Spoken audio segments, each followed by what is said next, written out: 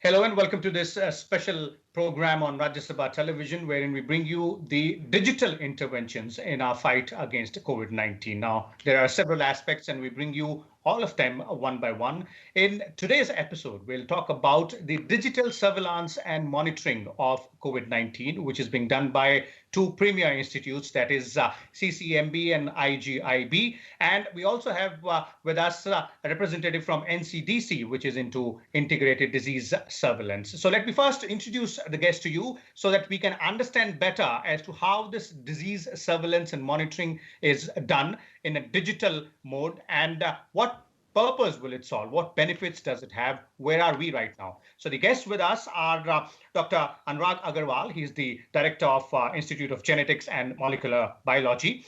Welcome, Dr. Agarwal. We also have with us Dr. Rakesh Mishra. He's the director of Center for Cellular and Molecular Biology, both the institutes which are involved in this process. And we have with us Dr. Sanket V. Kulkarni as well. He's the deputy director of Integrated Disease Surveillance Program in NCDC, that is National Center for Disease Control. Welcome all of you once again to Rajya Sabha Television. Let me begin with you, Dr. Agarwal, and let's start by trying to understand what is digital surveillance and monitoring. When we talk about COVID-19, what's this process? How is it being carried out? Sure. So first I would expand this to be digital and molecular surveillance. That's the actual name of the vertical, given by the Empowered Committee for Science and Technology. You can think of this as three different parts. You are monitoring the virus, you are monitoring the infections, and you're monitoring outcomes. All three are independent. All three can be done in digital formats. Monitoring the virus is basically about looking at which virus is infecting whom and how the virus is changing, the mutations happening in the virus, and whether those mutations have any clinical relevance whatsoever. The next part is about monitoring the infections. So at a digital level, you're monitoring the people who are complaining of symptoms. You can think of Arogya Setu for this one. You are looking at a surveillance of where the tests are turning positive, how many tests are being done, and what can you infer about the different geographical regions within India where the tests are rising. And within this category, you can also start thinking about not only the process of infection, but the outcomes of the infected. So at a more detailed level, more digital resolution, you could start thinking about the background, the demographics, the genetics, and the clinical data from the time a person gets infected to the time there is an outcome. Now we hope that everybody would have a positive outcome, but there will certainly be some negative outcomes as well. How would you digitally generate the type of data that allows you to predict at each of these levels, has the virus changing, which are the areas where infections are going to rise next, and how will a patient who's been infected do in his clinical course, better or worse, and what is the level of care matching that you may need to do.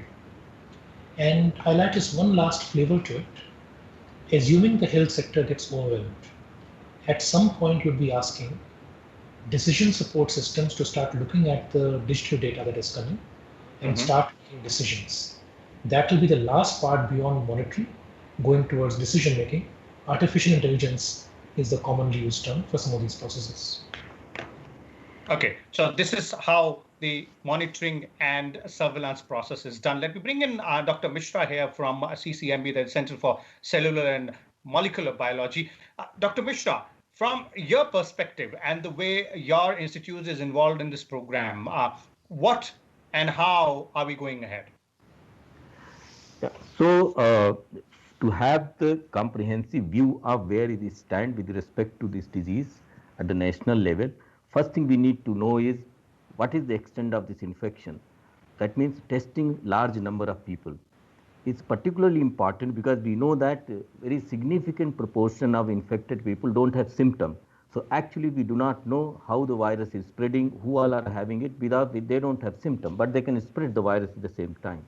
So one of the emphasis is to test as many people as possible. So then we can kind of map how the virus is spreading. The second thing is, as Dr. Agarwal mentioned, the symptoms and the response of the patients. So I partly already said that many of the infections are asymptomatic. However, there are a large number of people who have symptoms, and if more the infection, more the number of people who will need a hospital, and then how these different people are responding. And now the third thing is to knowing a little bit more about this virus. Virus is essentially what it does is based on what sequence it carries. That's what is the genetic makeup of the virus.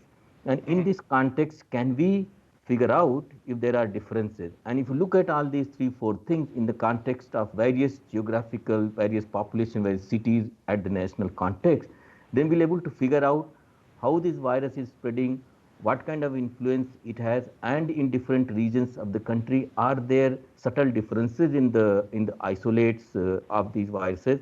And if we can link it, then it's like knowing the rules of the game better, so that we can play it better and we defeat the virus in multiple ways. How to stop the infection, when to infected people, how to take care of them, and so on. So that is the whole idea of this big program, which will give us information and essential clues, so that larger scale decision making can be facilitated. Okay, and that's perfectly put there by Dr. Mishra. We will understand the rules of the game here in terms of the fight against COVID-19. We will understand the virus better so that we can counter it better. Let me, before I bring in Dr. Kulkarni, let me go back to Dr. Agarwal here. Dr. Agarwal, since you are part of this particular initiative, and you spoke about this being done at 3 particular levels in terms of monitoring the virus, monitoring the infection itself as well. So how are we going about it in terms of the processes which we have put in place, the infrastructure which we have put in place, and where have we arrived so far? Sure. So far, I mean, and again, I'm sure Mahesh will touch upon it, that we have been looking at RT-PCR-based nucleic acid testing around the country, and that has given us a lot of information regarding where the hotspots are. Now, the problem, exactly as Dr. Mishra said, is that many people are asymptomatic, and improving the case definition wider and greater amount of testing is going to be critical in identifying as many people. I would like people to think that unless we are able to reduce the number of infected people out in the community, we will never be able to open up the economy and go about our business normally. Mm-hmm. And if we only focus on symptomatic people, it can't be done. So which basically means today morning, Karnataka started a test pilot in Kolar. Mm-hmm. It was launched by Javed Akhtar, the Additional Chief Secretary, in which we are randomly doing surveillance of people with both antibody-based testing, as well as pooled RT-PCRs, as well as a combination of the 2 plus lab-based ELISA methods, trying to understand, exactly as Rakesh said, what is the best way to sample people in a cost-effective manner, in a non-terribly inconvenient manner. You can never sample everybody in a country of 1 billion plus. So how do you do this in the most informative way? And that has happened. The other part, or digital part, is all this information, if it does not reach the decision makers in a fast and usable format, it does not actually help decision making. So you may have heard of the book Digital Nation by Chandra, the chairman of the Tata Group. Mm-hmm. So this is an example of digital testing that we are doing along with Tata, in which the entire platform of everything that is being done is totally digital. And we chose Kolar because more than a million people over there are already on the database. Okay. And we would like to now extend this to other parts in the nation, but I'm very happy to talk to you today because just an hour ago we flagged this program off. Okay, so that's so wonderful that the first pilot has begun in terms of ensuring that the digital surveillance is done, and as you pointed out, that data can be shared. Now, that is where I'd like to bring in Dr. Kulkarni here from NCDC. Dr. Kulkarni, you're part of the Integrated Disease Surveillance Program, and one very critical and crucial aspect of this surveillance and monitoring in the digital format of COVID-19 is to go ahead and collate the data, present it in a usable form to the decision makers as well, and also ensure that there is a continuity of information sharing between all the stakeholders here, starting from the local level to the central level. So how is this process done as far as NCDC is concerned? Thank you, Vishal. And actually, I would like to tell you how actually the system works. We have a special surveillance system in place, which is only for COVID-19. And at the field level, how the suppose a case is admitted, and there is case investigation form which is filled, and it is put onto the system in that is already existing. Once the sample is taken, there is a SRF, sample registration form, which goes to the laboratory, and from the lab the data is directly entered onto the portal. So once the result is positive, it comes back on the same portal, and it is collated at the district level also at the same time. So the district people will come to know who are the positive in their own district, and they do the contact tracing of all the positive confirmed cases, so that the contacts, that is the high risk contacts and the low risk contacts, are tracked, and they are also added onto the system. Now each of those confirmed cases, we know how many contacts are being tracked, how many are high risk, how many are low risk, and among them the high risk are tested, and out of them how many becomes positive. This is actually the distance system is helping in the surveillance system. And more apart from that, we have so many other additionalities, like how many isolation beds are there, how many beds are there with oxygen facilities, how many ventilators are available, how many patients are on them, each of those. So all these are helpful for us for decision making, and it is used by the ministry and all the other decision makers at the highest level.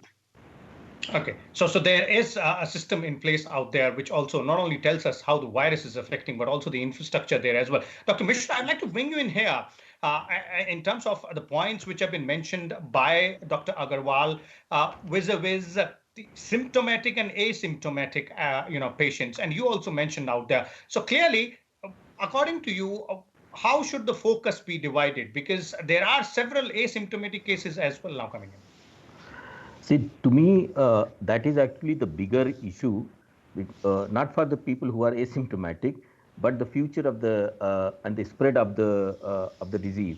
Because these are the people, they are not knowing that they are carrying the virus, and they are fully competent of spreading, because the virus is multiplying in the body, and that is why this national lockdown of this scale has been decided is extremely important. Unless we know how many people are having infection, we can't take a decision about them. So the best is to reduce the interaction so that we can hold for some time the spread of the disease.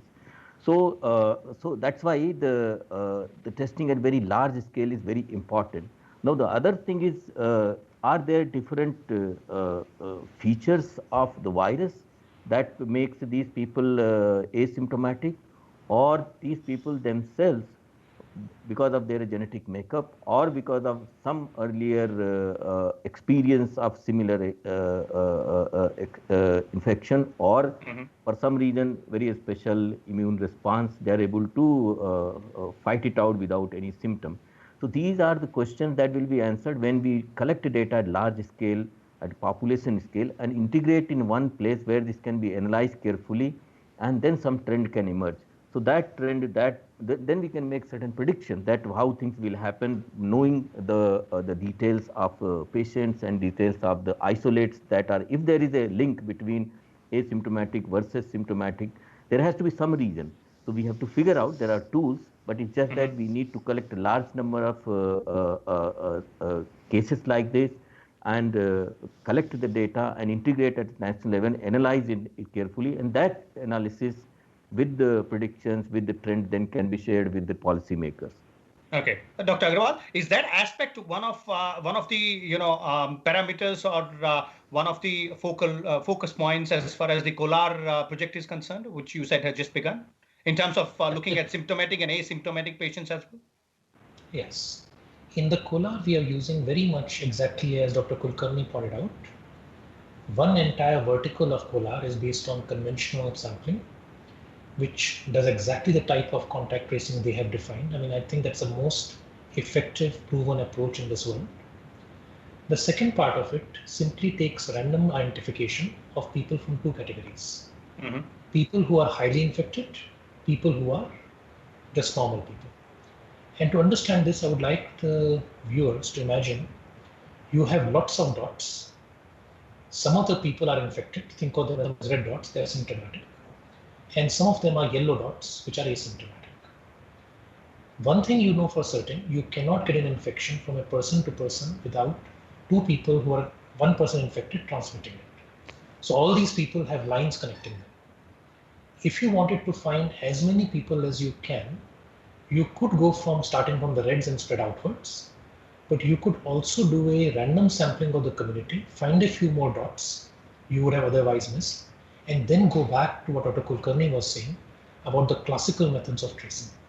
Okay. Now, if you look at India's strength, are we a nation with a huge strength in health infrastructure? Probably not. Are we a nation with a huge strength in digital infrastructure? Probably so. So by judiciously using our limited health infrastructure, building upon it, using all the time opportunities we've been got, and strongly using our digital infrastructure, things like apps, Arogya Setu, smartphones, millions, hundreds of millions of people connected. In theory, an Aadhaar number that allows us to identify everybody and judicious, ethical use of the same. We can do a far better job in a cooperative manner if everybody understands the importance of this.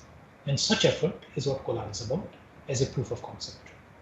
Okay, so using judiciously the digital infrastructure to augment our health infrastructure there as well.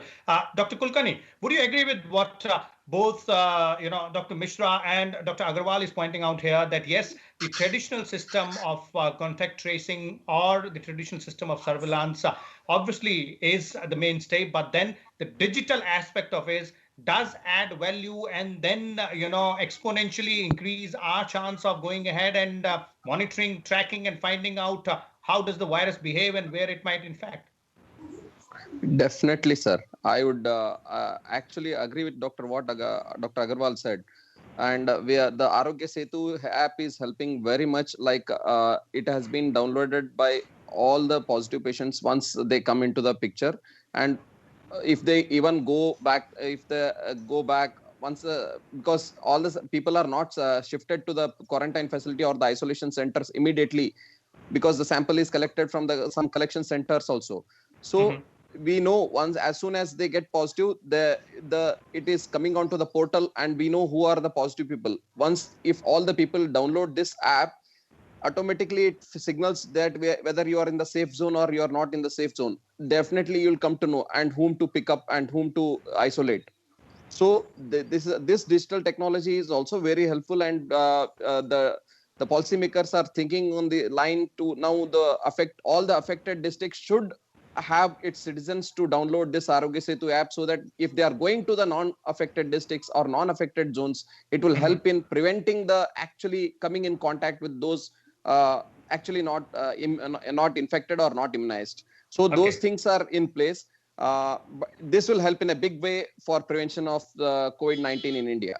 Okay, so that's one very significant point there. I'll bring Dr. Agarwal again here on a point which both of you raised, Dr. Mishra and you as well. In fact, both of you spoke about how it'll be easier for us to understand the genetic makeup of this particular virus, the way in which this virus behaves. That's one of the main motives, main aims of this particular digital surveillance or monitoring which you guys are conducting. So does that also give us a bit of a knowledge and an upper hand in terms of finding the cure as well? Because when we talk about vaccines, obviously we will need to understand how the virus behaves. What's its genetic makeup? What is it made of? Yes, I think it's absolutely critical. I'll mention here an effort that we have been supporting NCDC in. They have viral isolates from around, they have viral samples from around the country, and we've been working hard with them, sequencing many of these viral strains. And we're going directly now from sample to sequence. We don't actually even grow the virus in a culture. In fact, unlike CCMB, at IGIV, we do not culture the virus at all. Neither does NCDC for that matter. And we've been able to see the amount of variations and mutations that have come. And the idea basically is on the lines of what you said. You find the parts of the virus that are changing, you find the parts that are not changing. The parts that are not changing are either extremely important to the virus, therefore mutation is not allowed, and those areas will become the best possible targets for either a vaccine or for a drug. And in case your current vaccine or current drugs are targeting a mutated area, you would have a sense of whether those drugs are likely to stay effective or not. I mean, much of this work is done in computers in terms of predicting the effect. But I would like to bring in one last point over here. The reason this virus is so infective and has so much human-to-human transmission is because of mutations in its spike protein that allows it to bind to what's called the ACE2 receptor in humans more efficiently. Okay. Humans also have variation in the ACE2 receptor. Not all of us are identical. A joint study of the variations happening in the virus and a study of the variations in the Indian population in our case, but global populations more broadly, would help us understand the future virus host dynamics much more scientifically. And perhaps if the virus mutates to become more or less aggressive, we could potentially find it out. There have been some reports, nothing very proven. In the end, you have to go back to exactly what Dr. Mishra's lab does. It actually cultures the virus, grows it, tests it in cell. But we can make some useful predictions about it from the sequence data. Okay. Dr. Mishra, your views on that? Yeah, exactly. So what we are trying to say is that if we know more about the behavior of the virus and link it to its genetic makeup, we'll be able to then, looking at the virus, tell what it's going to do. So it will give us a power to predict its features, and then we can take better decisions. So like exactly what Dr. Agarwal said, if the virus is so variable, then we know that vaccine is not going to be the first option for this. We know viruses like AIDS and common flu, for many decades we are not able to find a vaccine, and there's a reason behind that. So if that is the case, then we look for other alternatives. Best is, of course, what we know best about this virus is how it spread. As Dr. Agarwal mentioned, right, without 2% being in contact, it will not reach. So we know precisely how it spreads, and then we know also that symptoms of the person is not indicative of this. So more and more testing, connecting the behavior of the virus with its genome and with the genome or the genetic features of the individual, we'll be able to come up with a fair strategy of how to control this virus. So that's the more understanding of the details of the virus and linking it to the patient's response and basis of the patient response, will be in the position to provide suggestions so that we can effectively control the spread before it does more damage. Okay. Dr. Agarwal, before we conclude this particular episode, I'd like to get a summary from you in terms of the efforts which have been made so far, not only in understanding the virus and the infection, also in terms of, the point which you made, digital infrastructure, augmenting the health infrastructure. Where do we stand and how do you see this fight against COVID-19 moving from here onwards? Are we on the right path? I would say emphatically we are on the right path. I mean, the path has seen some meandering, some turns, but that is natural. We are all learning about the disease. We have had the benefit in India of being able to learn from other people's mistakes. It's not always that you get a chance to learn from other people's mistakes, but because we went into the lockdown early, and I would say a line here, and we are very lucky that the place the virus landed in India was Kerala, probably amongst the states best equipped to contain it. And we are lucky in Delhi, where another epidemic could have easily taken place. We had the efforts of NCDC and IDSP quickly containing what could have turned out to be very, very bad. But this has given us time to learn. The early decision to lockdown has given us time to build our health infrastructure. If you look at any of our shortages, PPE, beds, oxygen, ventilators, you can see we are in a far better position projecting to the first week of May compared to where we were in the second week of April. These essential 3-4 weeks that we have bought ourselves is going to make a big difference. I'm going to make one important point here. When we started the lockdown, we had maybe around 1,000 cases. Right? Today we have around 20,000 cases. You wait a couple of weeks more, you can say 2 doublings and you will be at around 1 lakh cases. Even if 1% of these 1 lakh cases are asymptomatic, and the actual number will be far greater than 1%, you will be back to 1,000 people in your population for which we first entered lockdown. But the reason it will not matter as much now, it will matter, but it won't matter as much. We are better prepared today. We are better prepared digitally, we are better prepared on the ground, and we have a plan in place. Okay, so we are better prepared, and there is a plan in place. That's what this entire discussion was about, and that's what this particular program of digital surveillance and monitoring of COVID-19 is all about, as has been explained by our panelists. Thank you so much, Dr. Agarwal, Dr. Mishra, and Dr. Kulkarni there as well, from three premier institutes which are at the forefront of this fight against COVID-19. So there it is.